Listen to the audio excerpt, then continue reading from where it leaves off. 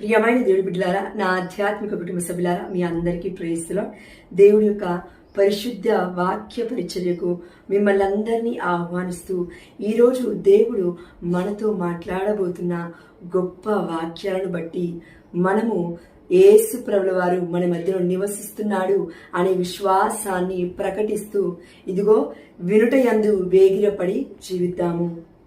అయితే ఈ రోజులలో మరి ఎన్ని స్పిరిచువల్ వీడియోస్ చేసినా మరియ తల్లిని మనము మధ్యస్థ ప్రార్థన సహాయం అడగాలి, మనము మరియ తల్లిని పూజించడం లేదు, మరియ తల్లి దేవుడికి తల్లి అని విశ్వసించండి అని ఎంత మొత్తుకున్నా కూడా చాలా మంది వినటం లేదండి.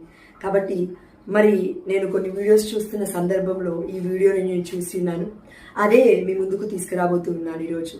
అయితే మనందరికీ తెలుసు, జీసస్ కాల్స్ మినిస్ట్రీస్ స్టార్ట్ చేసిన డిజిఎస్ దినకరన్ గారు ఒక గొప్ప సువార్థికుడిగా దేవుడి యొక్క చిత్తాన్ని అంగీకరించి జీవిస్తున్న సమయంలో దేవుడిని దర్శించే భాగ్యము, పరలోక రాజ్యము చూసే భాగ్యము దేవుడు అనుగ్రహించినాడు ఆ బిడ్డకి. అయితే ఆ గొప్ప సువార్థికుడు దినకరన్ గారు చెప్పిన ఎన్నో గొప్ప గొప్ప విషయాలు నేను యూట్యూబ్ ఛానల్ చూసినాను. బ్రతికుండగానే పరలోక రాజ్యాన్ని చూసినాడు దినకరన్ గారు. ఇది మనకి ఆశ్చర్యం కలిగించినప్పటికీ మరి మనం హిస్టరీలో చూస్తే అండి, పరిశుద్ధమైన గ్రంథంలో మనం చూసినట్లయితే దర్శన గ్రంథం రాసింది ఎవరండి? యోహాను గారు. దేవుడి యొక్క శిష్యుడే కదా, యేసు ప్రభుల వారి యొక్క శిష్యుడే కదా, ప్రియమైన శిష్యుడు. అవునా? ఎస్. దర్శన గ్రంథం రాశారు. ఒక పుస్తకమే రాశారండి దర్శన గ్రంథం కంప్లీట్గా. 22 అధ్యాయాలు ఉన్నాయి అందులో. దేవుడు ఏ విధంగా పరలోక రాజ్యంలో తనను తానుగా తనకి కనపరుచుకున్న విషయాలను ఈ యొక్క పరిశుద్ధమైన గ్రంథంలో లిఖించబడి ఉంది పరిశుద్ధాత్ముడి ద్వారా. అవునా? ఎస్. అయితే మనకి ఇది కొత్త ఏం కాదండి. ఇంకా చూస్తే స్టెఫనుని రాళ్లతో కొట్టి చంపుతున్నప్పుడు ఇదిగో పరలోకము తెరవబడి కనబడింది. అక్కడ నేను యెహోవా తండ్రిని చూశాను, తండ్రి పక్కనే నిలవబడి ఉన్న మన యేసు ప్రభుల వారిని చూశాను అని స్వయంగా స్టెఫను గారు రాళ్లతో కొట్టబడి చంపబడుతున్నప్పుడే సాక్ష్యంగా పలికి ఉన్నాడు. అంటే పరలోక రాజ్యము దేవుడి యొక్క బిడ్డలు చూడగలుగుతారు. ఎవరికైతే దేవుడి యొక్క అనుగ్రహం ఉంటుందో, దర్శన భాగ్యం ఉంటుందో వారు చూడగలుగుతారు అని మనకు అర్థమైంది. అవునా? ఎస్. అయితే దినకరన్ గారు చేసిన ఆ వీడియోని చిన్న చిన్న షార్ట్స్ రూపంలో ఒక గొప్ప సాక్ష్యముగా మీ ముందు పెట్టాలని నేను ఆశపడుతూ ఉన్నాను. ఎందుకంటే సాక్ష్యం లేకపోతే ఎంతో మంది నమ్మరండి. కాబట్టి ఈ నా ప్రయత్నం. అదేవిధంగా జీసస్ కాల్స్ మినిస్ట్రీ యొక్క గొప్ప సాక్ష్యాన్ని ఇలా నాకు అందించినట్లే ఎంతో మంది బిడ్డలకు ఒక గొప్ప కనువిప్పుగా మారుతుంది అని సదుద్దేశంతో ఈ యొక్క వీడియోని నేను సేకరించి ఉన్నాను. మన్నించి దయచేసి వీక్షించమని మిమ్మల్ని అందరినీ రిక్వెస్ట్ చేస్తూ ఉన్నాను. ఇంకో గొప్ప వాక్యాన్ని మనం చూస్తే, ఇదిగో దేవుడు అదృశ్యుడై ఉన్నాడు, అగోచరుడై ఉన్నాడు, కానీ ఒక గొప్ప వర్షం అండి. ఫిలిప్పీలకు రాసిన లేఖలో మనం చూస్తే గనక శిష్యులు అక్కడికి వచ్చి యేసు ప్రభుల వారిని అడుగుతూ ఉంటారు, ఇదిగో మాకు తండ్రిని చూపించు అని అడిగినప్పుడు, ఇన్ని రోజుల నుంచి నేను మీ మధ్యలో నివసిస్తూ ఉన్నాను, ఇప్పటికీ కూడా నన్ను చూసినప్పటికీ కూడా నా తండ్రిని చూపించు అని నీవు ఎలా అడుగుతున్నావు? నన్ను చూస్తే నా తండ్రిని చూసినట్లే అని యేసు ప్రభుల వారు అన్నారా లేదా? అన్నారు. ఎస్. అవునా? ఎస్. అదేవిధంగా ఒక గొప్ప వాక్యం మనం చూద్దాం. కొలస్సీలకు రాసిన లేఖ 1వ అధ్యాయం 15వ వచనం చూడండి. ఇది క్లియర్ గా వినండి దయచేసి. క్రీస్తు స్వరూపము, హెడ్డింగ్ క్రీస్తు స్వరూపము. 15వ వచనము, క్రీస్తు అదృశ్యుడై ఉన్న దేవుని ప్రత్యక్ష రూపము. క్రీస్తు అదృశ్యుడై ఉన్న దేవుడి యొక్క ప్రత్యక్ష రూపము. హెడ్డింగ్ కూడా చూడండి ఎంత క్లియర్ గా ఉందో. క్రీస్తు స్వరూపము. క్రీస్తుకి రూపం ఉంది ప్రియమైన బిడ్డ. ఈ రోజులలో కొంతమంది అంటూ ఉంటారు, కథోలిక శ్రీసభ వాళ్ళు ఉన్న వాళ్ళని అంటూ ఉంటారు, దేవుడికి రూపమే లేదు, దేవుడు ఆత్మస్వరూపుడు, దేవుడి యొక్క రూపాన్ని పెట్టుకొని విగ్రహారాధన చేస్తూ ఉన్నారు. ఎవరండి చెప్పింది? విగ్రహారాధన అంటే అర్థం తెలియదా అండి? తెలియాలి కదండి. విగ్రహారాధన ధనాపేక్ష నీకు కలిగి ఉంటే అది విగ్రహారాధనతో సమానం. గర్వంలో నువ్వు పడిపోతే అది విగ్రహారాధనతో సమానము. దేవుడి కంటే ఎక్కువగా నీ జీవితంలో నువ్వు దేనికైనా ప్రయారిటీ ఇస్తే అది విగ్రహారాధనతో సమానం. అంతేకాని ఇదిగో క్రీస్తుకి ఒక స్వరూపము ఉంది, ఆ రూపమే ఈనాడు ఆనాడు ఎప్పటికీ కథోలిక శ్రీ సభ నమ్మి విశ్వసిస్తూ ఆ రూపాన్ని పరులకు చూపిస్తూ ఉంది. ఇదిగో ఈయనే మా దేవుడు అని ఒక గొప్ప సాక్ష్యము రూపంలో అందరికీ తెలియపరుస్తూ ఉంది. అది మీకు తెలుసా? తెలీదు. తెలియకుండా ఇదిగో విగ్రహారాధన అంటున్నారు. పరిశుద్ధమైన గ్రంథం కరెక్ట్గా చదవండి. చదవడం అర్థం కాకపోతే దేవుడి యొక్క అనుగ్రహాన్ని పొందుకొని చదవండి, సరేనా అండి? దయచేసి. ఎందుకంటే విగ్రహారాధనకి మరో రూపమే ధనాపేక్ష, మరో రూపమే గర్వము, మరో రూపమే దేవుడి కంటే ఎక్కువగా దేనికైతే నువ్వు ప్రయారిటీ ఇస్తున్నావో దానిని విగ్రహారాధన అంటాము. అంతేకాని ఇదిగో నీ మధ్యలో నా మధ్యలో దేవుడు యేసుప్రభుల వారు నివసించారు, అదే విశ్వాసము. ఆనాడు తోమ నమ్మలేదండి. ఇప్పుడు ఎవరెవరైతే దయచేసి ప్రొటెస్టెంట్ సహోదరులు యేసుప్రభుల వారికి రూపం లేకపోయినా కొలుస్తున్నారు, దేవుడు ఆత్మై ఉన్నాడు, సత్యమై ఉన్నాడు అని అంటున్నారు. మరి దేవుడు ఆత్మై సత్యమై ఉన్నట్లయితే మరి దేవుడు ఎందుకు వచ్చినట్టు భూలోకానికి? దివ్యాందు ఉండే మనకి బోధనలు చేయొచ్చు కదా, ఎందుకు వచ్చాడు? నేను ఆలోచించాను. మరియ తల్లిని ఏర్పాటు చేసుకొని తన గర్భాన్ని దేవుడు ఆశీర్వదించి, దేవుడు ఎన్నో వేల సంవత్సరాల క్రిందటే ఒక ప్రణాళిక ప్రకారము రక్షణ ప్రణాళికలో అమ్మ మరియ తల్లిని పెంచి పోషించి పరిశుద్ధత వైపు నడిపించి అమ్మ మరియ తల్లి యొక్క గర్భములో దైవపుత్రుణ్ణే గొప్ప అనుగ్రహంగా ఇచ్చి ఉన్నాడు. అందుకే అమ్మ మరియ తల్లి అన్నారండి, ఏంటి అని అంటే స్తోత్ర గీతంలో మనం చూస్తున్నాం. మోషే స్తోత్ర గీతం రాస్తే విన్నారు కదండి, మోషే గీతం రాస్తే విన్నారు కదండి, ఎస్ అన్న గీతం రాస్తే విన్నారు కదండి. ఓల్డ్ టెస్టమెంట్ లో మరియ తల్లి స్తోత్ర గీతం ఎందుకు వినట్లేదండి? తరతరముల వారు నన్ను ధన్యురాలని పిలిచెదరు. మరి మరియ తల్లిని ధన్యురాలని నువ్వు పిలవకపోయినా పర్లేదు, కానీ గుడ్డు పొట్టుతో సమానమని, అరటి తొక్కతో సమానమని ఎందుకు అంటున్నావు? నీ తల్లినో నీ అక్కనో నీ చుట్టుపక్కల ఉన్న ఆడపిల్లలను ఆ మాట అంటే నువ్వు తట్టుకుంటావా? బ్యాడ్ ఇంప్రెషన్ అని కాదండి, లేకపోతే మీ పైన ఏదో దూషణకరమైన మాటలు మాట్లాడాలని కాదు, కానీ ఒకటి ఆలోచించండి. అమ్మ మరియ తల్లిని గుడ్డు పొట్టి వంటిదని, అరటి తొక్క వంటిదని అంటున్న సహోదరు మననారా, మీ అందరికీ ఒక చిన్న ప్రశ్న. అదేంటి అంటే, మీ మదర్కి, మీ అమ్మకి మీరు పుట్టి ఉన్నారు, అవునా? దేవుడి యొక్క వాక్యం పలుకుతుంది, నీ మాతృ గర్భములో నీవు రూపొందక మునిపే నేను నిన్ను ఎన్నుకొని ఉన్నాను ప్రియమైన బిడ్డ అని.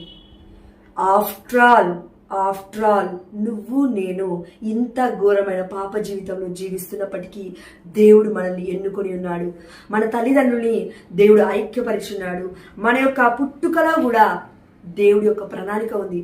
అలాంటప్పుడు మరి సర్వశక్తిమంతుడు, సర్వోన్నతుడు, సర్వాధికారుడు, సర్వాన్ని సృష్టించిన నా తండ్రికి ఒక గొప్ప అమూల్యమైన స్థానం కావాలి, ఒక గొప్ప గర్భము కావాలి, ఒక గొప్ప స్త్రీ కావాలి, ధన్యత్వము కలిగిన ఒక గొప్ప స్త్రీ కావాలి, పాపమే ఎరుగని ఒక గొప్ప తల్లి కావాలి, దేవుడంటే ప్రేమించే ఒక గొప్ప హృదయం కావాలి. అలాంటి ధన్యురాలే అమ్మ మరియ తల్లి. అలాంటిది మీ అమ్మ, మా అమ్మకే ఎంతో భాగ్యం ఉంది అని అనుకుంటే, నువ్వు ఒక పాస్టర్గా ఎన్నో రాష్ట్రాలు దేశాలు వెళ్ళి దేవుడి యొక్క పరిచర్య చేస్తూ నువ్వే గర్వానికి లోనవుతూ నన్ను కన్న తల్లి గొప్పది అని ఎవరైనా బయట వాళ్ళు అంటూ ఉంటే నువ్వు ఎంతో మురిసిపోతావే.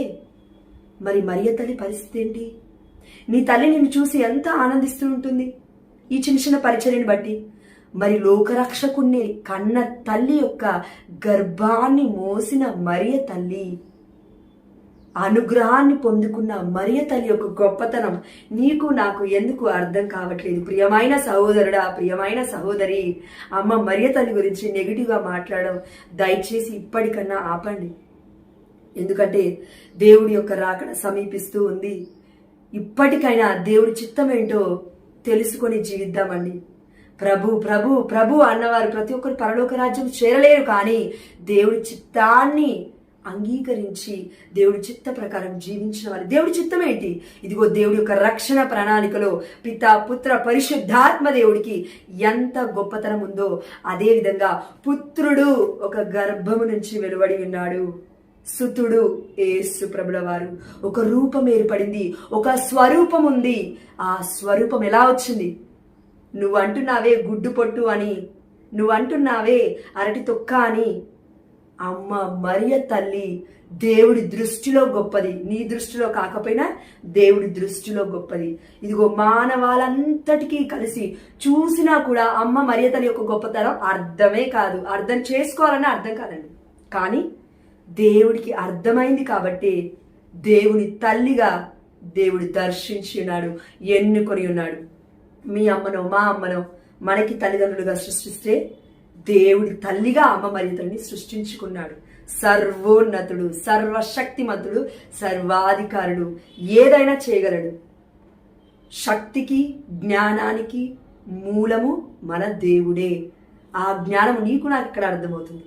ఆ శక్తి నీకు నాకు ఎక్కడ అర్థమవుతుంది? అర్థం కాకనే పరిశుద్ధాత్ముడి యొక్క శక్తిని పొందుకొని అమ్మ మరియ తల్లి గర్భము ధరించింది. కానీ రూపాన్ని ఇచ్చింది ఎవరు? అమ్మ మరియ తల్లి. ఇది మనకు అర్థం కావాలంటే అదేంటంటే రూపాన్ని ఇచ్చింది మరియ తల్లి అంటున్నారు. దేవుడిచ్చాడు కదండి. ఓకే, పర్లేదు, ఒప్పుకుంటాను. కానీ ఇంకొన్ని వర్షాలు ఇప్పుడు మనం చూద్దాం. దినకరన్ గారు ఏం చెప్తారో ఇప్పుడు చూడండి. నెక్స్ట్ వీడియోలో గొప్ప సాక్ష్యము దినకరన్ గారు మనతో పంచుకుంటూ ఉన్నారు. దయచేసి వీక్షించండి చివరి వరకు. So this amazing, what shall I say, joy. Sometimes we say it was gorgeous, the whole garment and arrangement, everything was gorgeous. And you see the face of Mother Mary full of joy, happiness which I have never seen on anybody else's face. So full of joy, unspeakable. And her physical face is the face that our Lord Jesus Christ carries. Many times we have many pictures or paintings of the face of Christ.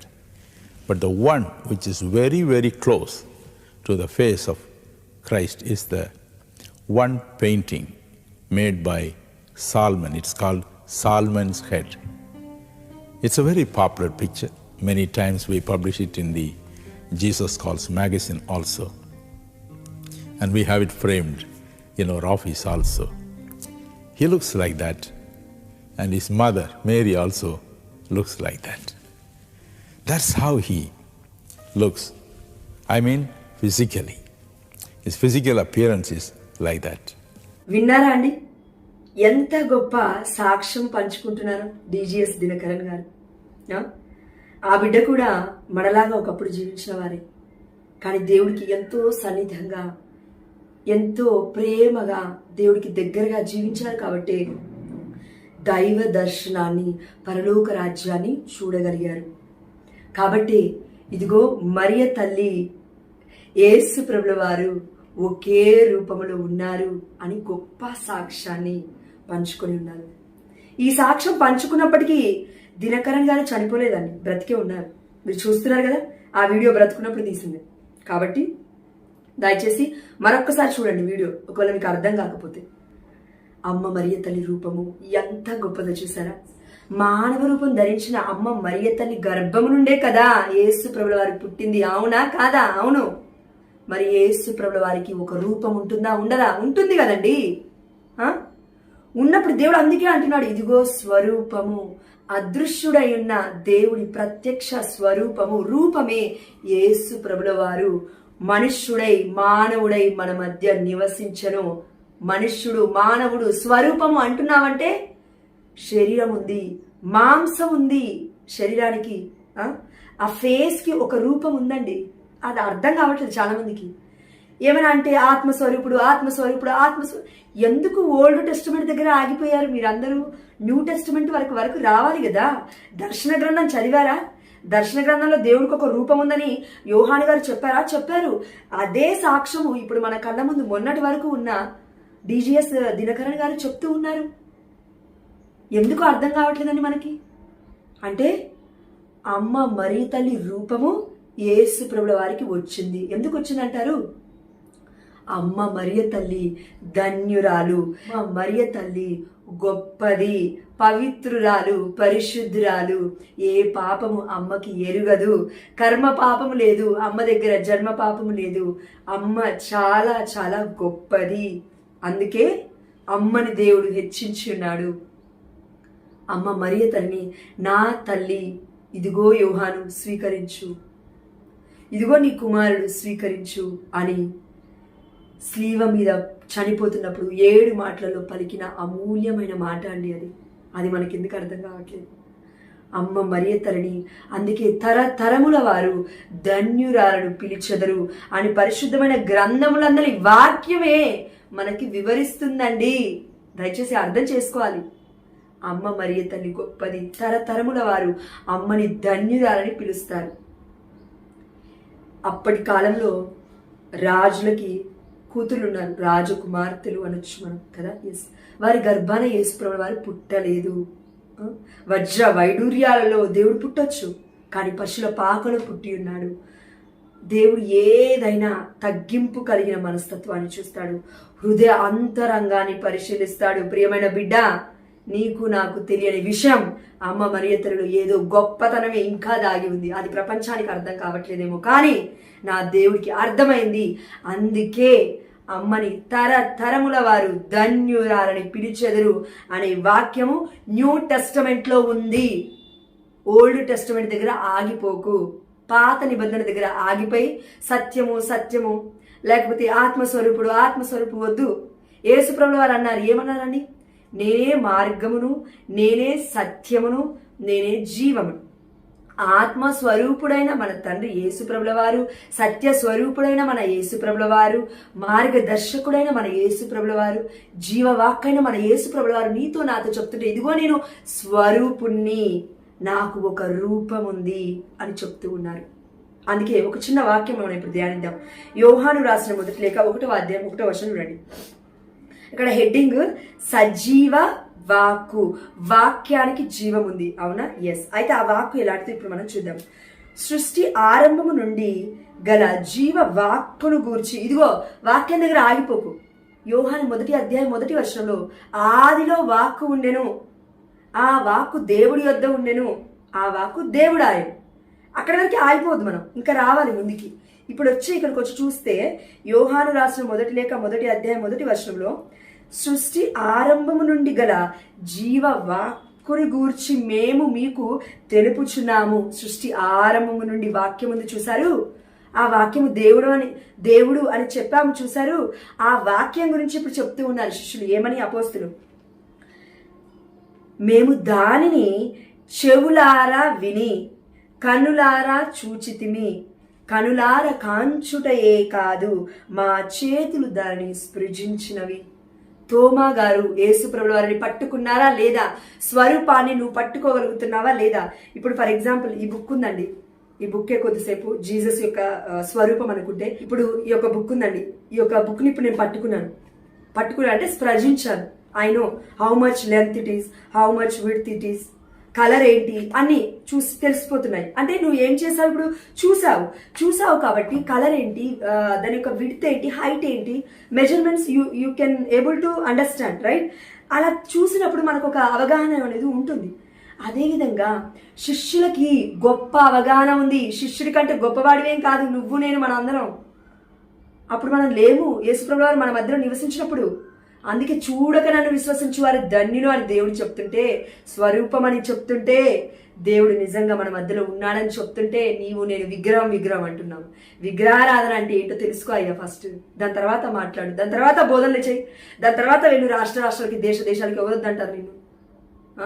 దేవుడు చెప్తున్న వాక్యం ఏంటో కరెక్ట్గా అర్థం చేసుకోకుండా ఎటండి మనం వెళ్ళేది? దేవుడు మరొక్కసారి చెప్తూ ఉన్నాడు, మేము దానిని కనులారా కాంచుతిమి, చెవులారా వింటిమి. కనులార కాంచుటే కాదు మా చేతులు దానిని స్పృజించినవి. 2వ వచనం చూడండి. ఈ జీవము ప్రదర్శింపబడినప్పుడు జీవము. చూడండి, నేనే మార్గమును, నేనే సత్యమును, నేనే జీవమును యేసుప్రభులు అన్నారు కదా. ఎస్, అయితే ఆ జీవం ఎవరు? ఇప్పుడు యేసుప్రభులు వారు. ఈ జీవము ప్రదర్శింపబడినప్పుడు మేము దానిని చూచితిమి. జీవం ఏం చేసిందంట? ప్రదర్శింపబడిందంట. దాన్ని చూచితిమి. ఏ రూపంలో? యేసుప్రభుల వారి యొక్క రూపంలో. సాక్ష్యం ఇచ్చితిమి. ఎవరి కోసం సాక్ష్యం ఇస్తున్నారండి? ఎవరు శిష్యులు ఎవరి కోసం సాక్ష్యం ఇస్తున్నారు? ఇదిగో భూ దిగంతముల వరకు మీరు నాకు సాక్షులుగా జీవిస్తారు అని దేవుడి యొక్క వాక్యం పలుకుతుంది. నీవు నేను కూడా చేసే పరిచర్య ఎవరికి సాక్ష్యం ఇస్తుంది? ఎవరి గురించి సాక్ష్యం ఇస్తుంది అంటే ఇదిగో యేసు ప్రభుల వారి గురించి సాక్ష్యం ఇస్తుంది. నేను సత్య స్వరూపుడని, నాకు రూపం ఉంది. ఆ రూపమే ఇదిగో భూమిలోకి నేను వచ్చినప్పుడు మా అమ్మ మరియ తల్లి గర్భము ద్వారా నాకు ఏర్పడిన రూపము. ఆ రూపం ఎంత గొప్పదంటే అమ్మ మరియమ్మ పోలికలతో నేను పుట్టాను. ఆ రూపమే ఇప్పుడు మీరు చూస్తున్న రూపము. ఆ రూపమే ఇప్పుడు ఈ సమయంలో డీజెస్ దినకరన్ గారు మనతో పంచుకున్న గొప్ప సాక్ష్యము. ఆ రూపమే, ఆ సజీవమైన రూపమే, ఆ జీవపు కలిగిన రూపమే, ఆ మార్గమే, ఆ సత్యమే మన మధ్యలో ఉంది. దాని గురించి మనం సాక్ష్యం ఇస్తూ ఉన్నాము. దాన్ని నువ్వు అర్థం చేసుకోకుండా ఇప్పటికీ నీ విగ్రహారాధన అంటే అది తప్పవుతుంది ప్రియమైన బిడ్డ. కాబట్టి ప్రియమైన బిడ్డ, ఇంకొక వాక్యం మనం చూద్దాం. ఈ జీవము ప్రదర్శింపబడినప్పుడు మేము దానిని చూచితిమి. ఈ జీవము ప్రదర్శింపబడినప్పుడు మేము దానిని చూచితిమి. గుడ్డోలు కాదండి, శిష్యులు గుడ్డోలే కాదు. మనలాగా ఆధ్యాత్మిక అంధత్వం వాళ్ళకి లేదు, మనకుంది. ఈ రోజుల్లో వారికి డైరెక్ట్గా దేవుడు కనబడ్డాడు కాబట్టి చెప్తున్నారు, ఇదిగో మేము చూచితిమి, మేము సాక్ష్యమిచ్చితిమి, కనుకనే మేము దానిని గూర్చి మాట్లాడుచు మనకు విదితము చేయబడినదియు పితతో ఉండునదియు అగు నిత్య జీవమును గూర్చి మీకు విషదము ఒనర్చుచున్నాము.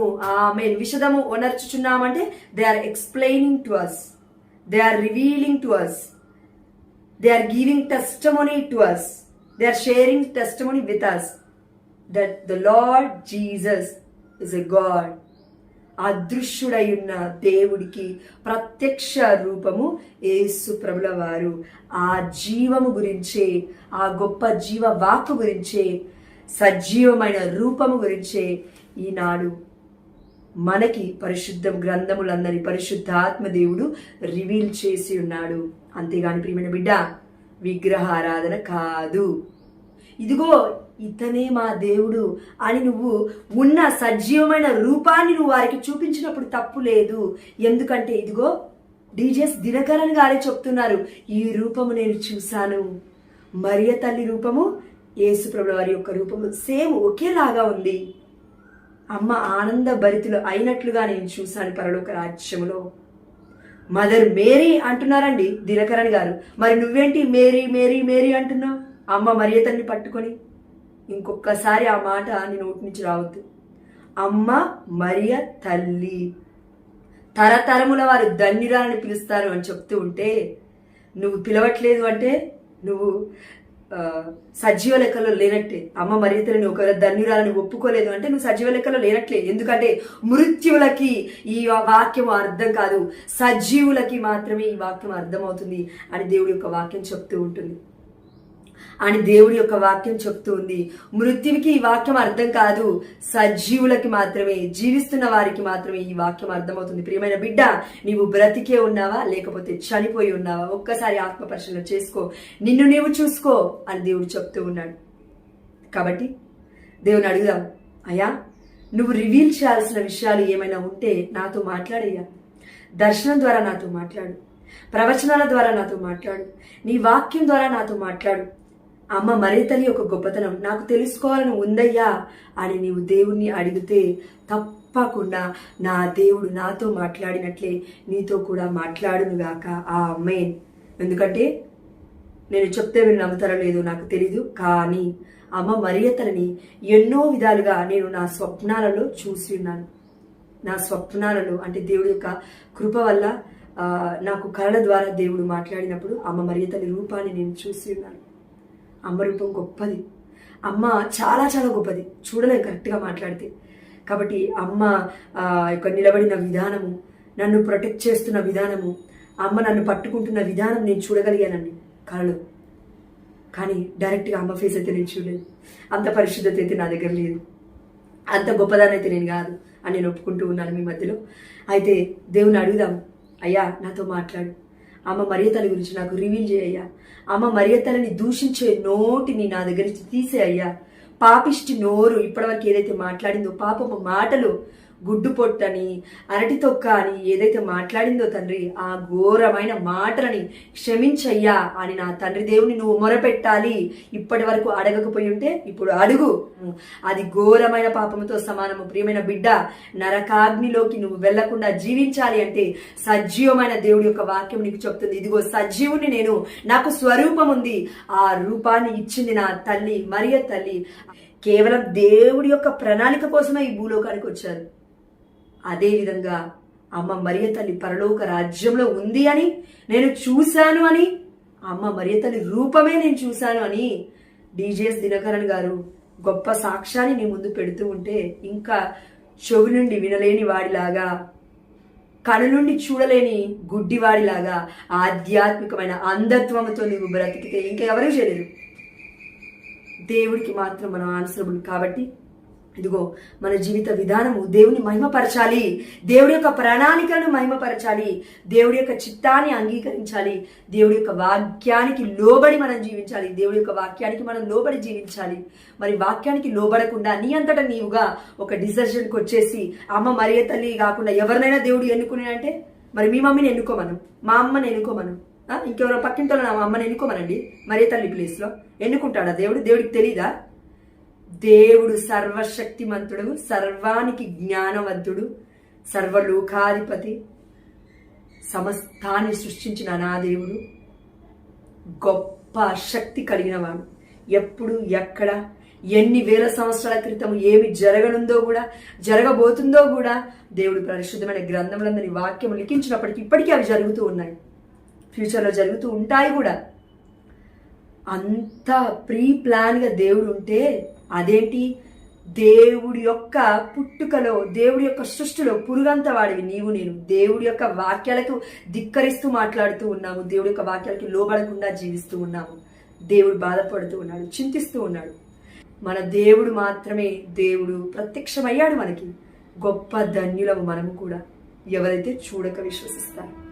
అయితే 50వ వచనం, దేవుడి పట్ల భయభక్తులు కలిగిన వారి మీద దేవుడి యొక్క కనికరము తరముల వరకు ఉంటుంది. అమ్మ మరియ తల్లి గురించి తరతరములు వెళ్తూ ఉంటే అమ్మ మరియ తల్లిని గురించి ఎక్కువనే మాట్లాడుకుంటారండి. ఎందుకు అంటే దేవుడు డైరెక్ట్గా ప్రత్యక్షం అవ్వకుండా అమ్మ మరియ తల్లి ద్వారా, అమ్మ మరియ తల్లి కన్నీటి ద్వారా, రక్త కన్నీటి ద్వారా మాట్లాడుతూ ఉన్నాడు. ఇదిగో నా కుమారుడు మీ కొరకు స్లివలో మరణించారు, మారండి అయ్యా అని అమ్మ మరియ తల్లి మొన్న రీసెంట్గా కడపలో కనబడి మరి స్టాచ్యూ ద్వారా, ఆ యొక్క స్వరూపం ద్వారా ఎంతోమంది బిడ్డలతో మాట్లాడింది. మరి మీరు మారట్లేరేందండి, మీరు నమ్మట్లేరేందండి, నాకు అర్థం కాదు. స్వరూపము దేవుడి రూపము, అది దేవుడిచ్చిన రూపము. ఒకవేళ వాళ్ళకి రూపమే లేదంటే యేసుప్రభుల వారికి మరియ తల్లికి అసలు ఈ భూమికి ఎందుకు దిగి వచ్చేవారు, అసలు భూమిలో ఎందుకు జీవించేవారు, శిష్యుల మధ్యలో ఎందుకు జీవించేవారు, నన్ను అనుసరించండి దేవుడు ఎందుకు చెప్పేవాడు, అవన్నీ అబద్ధాలు అయిపోతాయి కదా. మరి ఒకవేళ దేవుడికి రూపం లేదు అని నువ్వు నేను అనుకుంటే ఇది నిజమే, అదినూ నిజమే, దేవుడికి రూపం ఉంది అనే విషయం కూడా నిజమే. దేవుడి యొక్క ప్రత్యక్ష రూపమే యేసుప్రభుల వారు మన ముందు ఉన్నారు. మరియమ్మ 3 మాసములు ఎలిజబెత్తమ్మతో ఉండి పిమ్మట తన ఇంటికి తిరిగి పోయెను. ఈ మాట మళ్ళొకసారి చదువుతాను, ఒకసారి వినండి. 56వ వచనం, మరియమ్మ 3 మాసములు ఎలిజబెత్తమ్మతో ఉండి పిమ్మట తన ఇంటికి తిరిగిపోయెను. 6వ మాసంలో ఉంది ఎలిజబెత్తమ్మ అని దేవదూత దర్శించినప్పుడు చెప్పినప్పుడు మరియ తల్లి అక్కడికి వెళ్ళిన తర్వాత 3 మాసములు ఉండింది ఎలిజబెత్తమ్మతో. అంటే ఏంటి అంటే పరిచర్యలు చేసింది. ఎవరికి? ఎలిజబెత్తమ్మ గారికి. అవునా?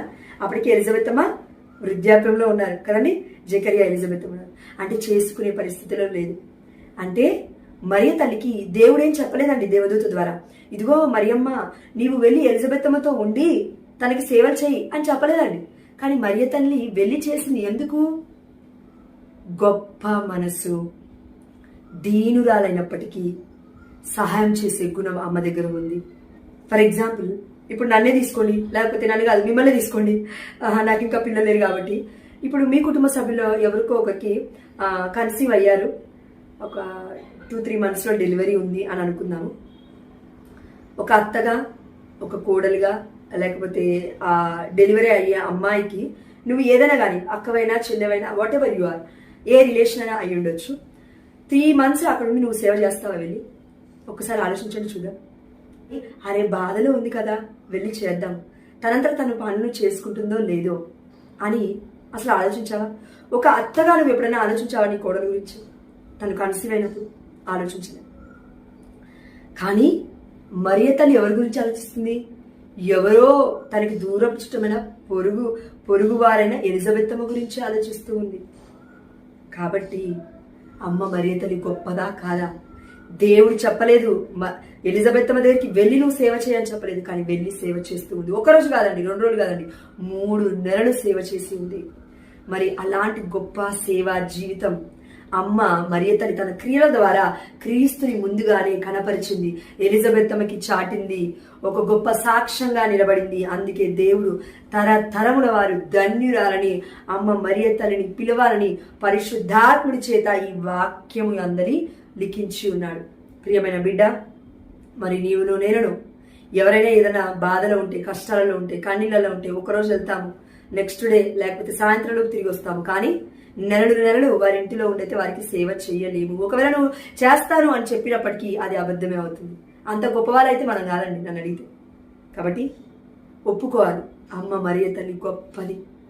అమ్మ మరియ తల్లి గురించి రాయబడిన ఈ కొన్ని వాక్యాలే ఇంత గొప్పగా ఉంటే, మరి పరిశుద్ధమైన గ్రంథంలో యోహాను సువార్తలో యోహాను గారి పరిశుద్ధాత్ముడి ప్రభావం చేత వ్రాయబడిన ఒక వర్షం ఏంటంటే, ఇదిగో దేవుడు చేసిన కార్యాలు ఎన్నో ఉన్నాయి, కానీ అవి లిఖించడానికి ఈ పరిశుద్ధమైన గ్రంథం సరిపోలేదు అని అన్నారు. అవునా కాదా? పరిశుద్ధాత్ముడు చేసిన కార్యాలు ఎన్నో ఉన్నాయి అని అర్థం దానికి. దేవుడు చేసిన కార్యాలు అంటే వేరేటి అనుకోకండి.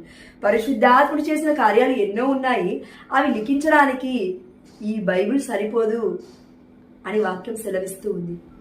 అంటే ఇంకెన్ని విషయాలు ఉన్నాయో అమ్మ మరియ తల్లి గురించి, అంటే పరిశుద్ధాత్మ దేవుడు చేసిన గొప్ప విషయాలు, ఇంకెన్ని విషయాలు ఉన్నాయో యేసు ప్రభువు వారి గురించి, ఇంకెన్ని గొప్ప కార్యాలు ఉన్నాయో దేవుడి గురించి తెలుసుకోవాల్సినవి.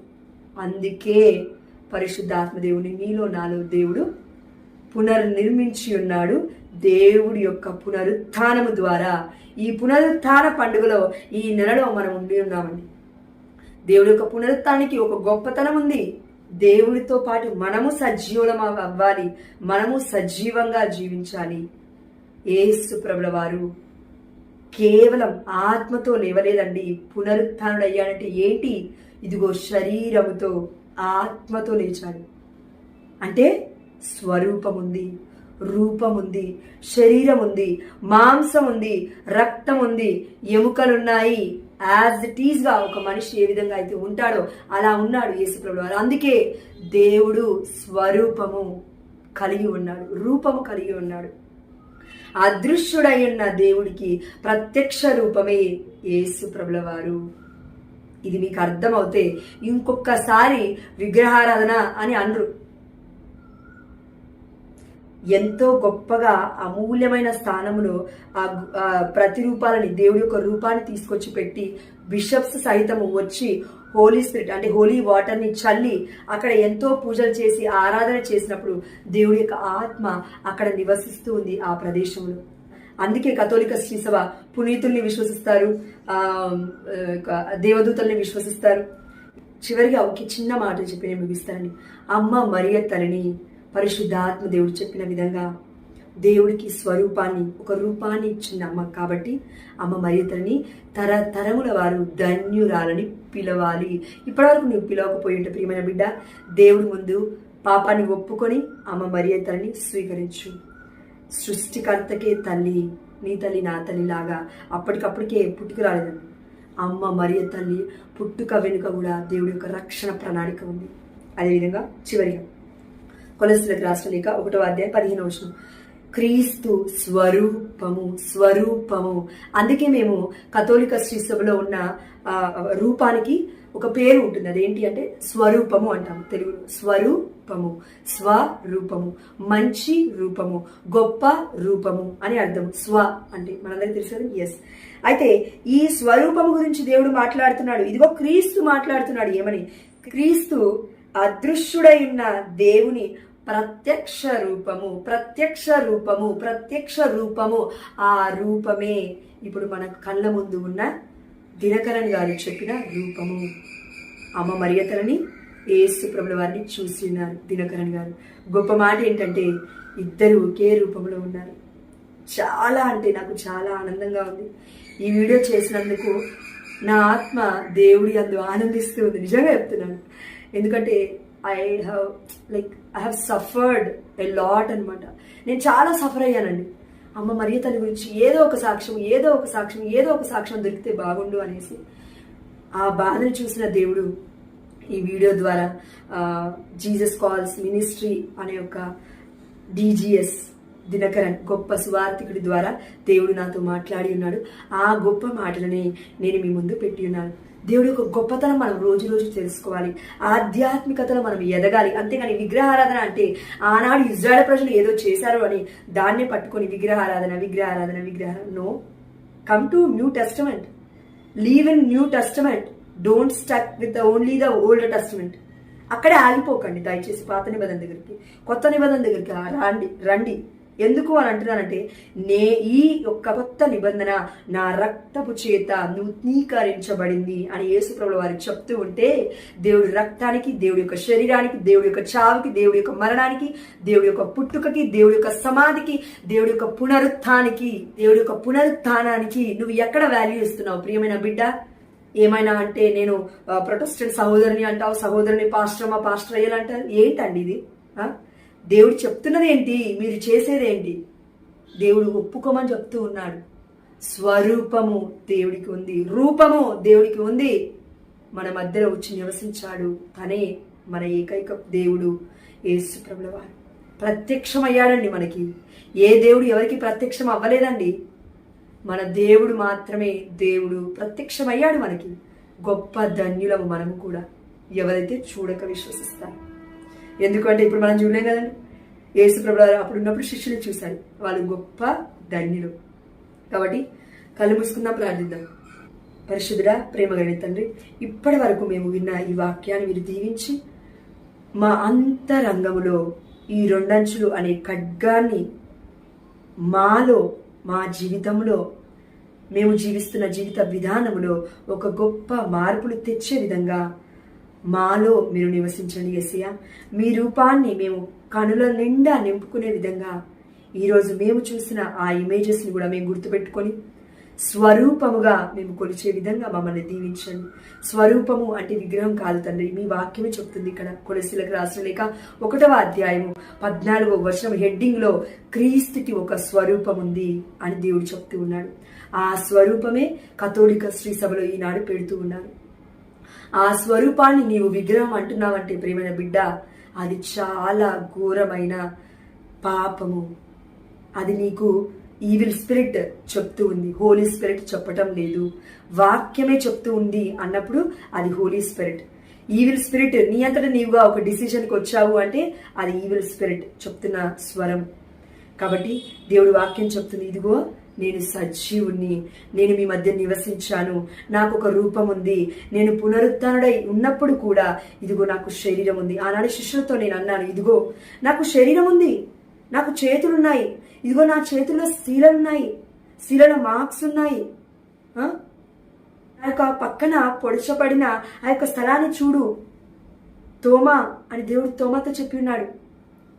ఇవన్నీ వారు పట్టుకొని స్పృశించి ఉన్నారు, అంటే దేవుణ్ణి స్పర్శించి ఉన్నారు. దేవుడు వారిని దర్శించి ఉన్నాడు ఫిజికల్గా, నాట్ ఓన్లీ స్పిరిచువల్లీ అండి. కాబట్టి దేవుడికి శరీరం ఉంది. ఇదిగో నాకు శరీరం ఉంది. భూతానికి ఇలా శరీరం ఉండదు, భూతానికి ఇలా రక్తం ఉండదు, భూతానికి ఇలా మాంసం ఉండదు అని యేసు ప్రభువు వారు చెప్పి ఉన్నాడు.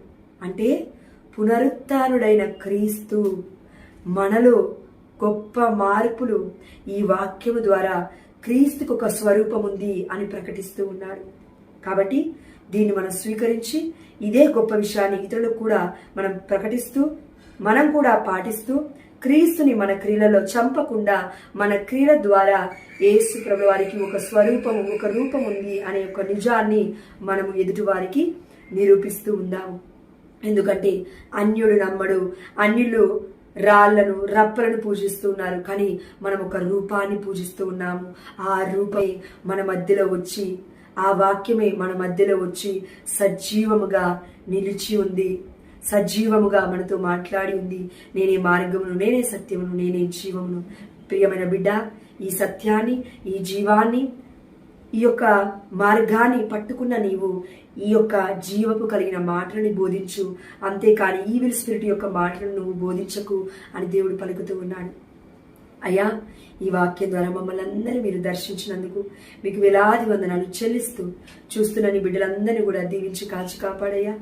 అదేవిధంగా సర్వ జ్ఞానవంతుడవు, సర్వ సృష్టికర్తవు, సర్వశక్తిమంతుడవు, మాకును జ్ఞానాన్ని సర్వశక్తిని ఈ సృష్టిలో ఉన్న ప్రతి ప్రాణి కంటే మాకు గొప్ప అమూల్యమైన స్థానాన్ని ఇచ్చినావు తండ్రి.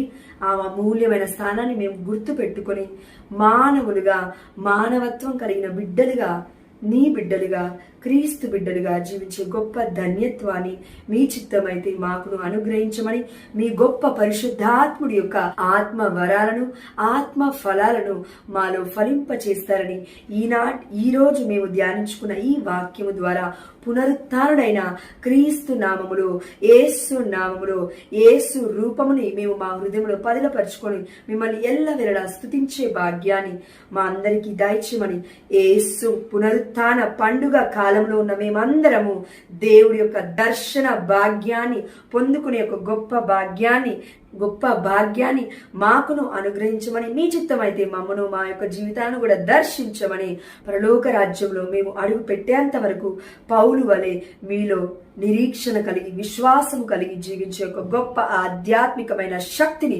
చూస్తున్న ప్రతి బిడ్డతో పాటు నాకును కూడా 30దింతలుగా, 60దింతలుగా, 100దింతలుగా మీలో ఫలింప చేయమని యేసు నామములో, యేసు పరిశుద్ధమైన నామములో అడిగి పొందుకుంటున్నాము మా ప్రియ పరలోకపు తండ్రి. ఆమేన్. హల్లెలూయా. Have a blessed day in Jesus' precious name. Amen. Hallelujah. దేవుడి యొక్క శాంతి సమాధానము మనందరితో, మన కుటుంబ సభ్యులందరితో ఉండునుగాక. ఆమేన్. But the one which is very, very close to the face of Christ is the one painting made by Salman. It's called Salman's Head. It's a very popular picture. Many times we publish it in the Jesus Calls magazine also. And we have it framed in our office also. He looks like that. And his mother, Mary, also looks like that.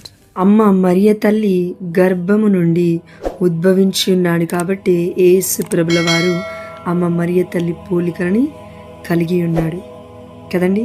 Yes, ఇదే విశ్వాసాన్ని ప్రతి బిడ్డకు ప్రకటిస్తూ దేవుడి యొక్క దైవజనుడైన గొప్ప వ్యక్తి దినకరన్ గారే ఈ విషయాన్ని మనందరికీ ప్రకటిస్తున్నారు. మనమును ఈ విశ్వాస పరమ రహస్యాన్ని ఇతరులతో పంచుకుందాము, ప్రకటిద్దాము ఈ వీడియో షేర్ చేయడం ద్వారా. Thank you for watching. God bless you all. Amen. Hallelujah.